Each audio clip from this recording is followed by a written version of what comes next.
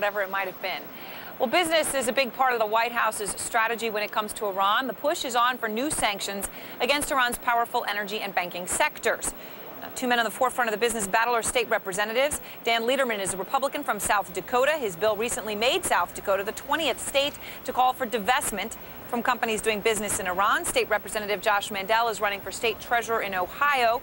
He served 2 tours in Iraq before trying to get a bill passed to make Ohio divest. Appreciate both of you being with us.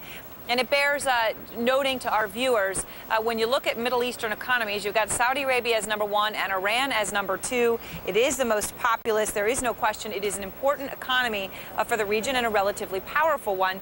Representative Lederman, when already it's supposedly U.S. companies aren't supposed to be investing in there, what would divestment do in addition to that?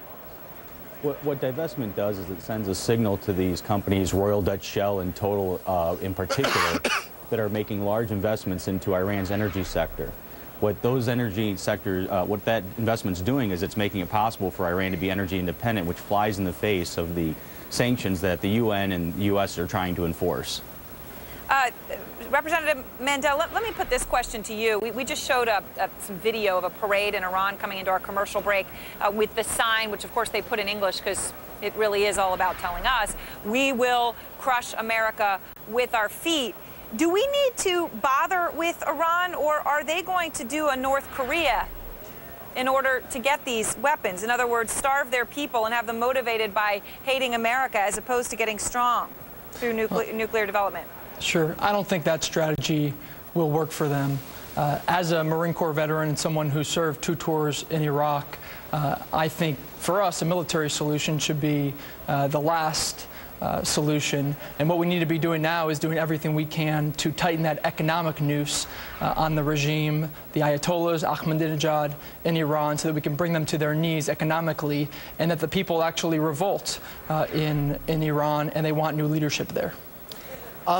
Mr. Lederman, China doesn't want to play ball on this, does it? China, according to the information that we had on Thursday with the meetings in Washington, wants to be able to pump its own energy resources into Iran, and it's not going to go on the side of any form of UN boycott, is the indication at the moment. Can we afford to not engage with Iran to the extent that the second largest oil producer, the assets of it, are mopped up again by Beijing strategically? Can the United States afford not to be playing in that arena again? I think the question really is, do we want to invest our dollars in a country that's killing our troops in Iraq and Afghanistan? As far as China and Russia, we have to be the leaders on this. And the United States has a bill that's sitting there, Senate Bill 2799, that is waiting to be conferenced, which would enact these sanctions and also pave the road for divestment for the rest of the country. And what we plan on doing is having the other 30 states divest their money. We're talking about $3 trillion in government investments in these foreign oil companies that are helping Iran become energy independent. If we can get this divestment plan going through, and we have a website, divestfromiran.com, we're trying to have other states join in so we can force these companies to isolate Iran. So we're taking the first step. We're hoping that this divestment plan will then lead to further sanctions, and we hope that President Obama will conference this bill and sign it so that we can get on with this. Representative Lederman and Mandel, thank you very much. We appreciate your both taking the time. Thank you. Thank you for that. 6,000 coming up, 6,000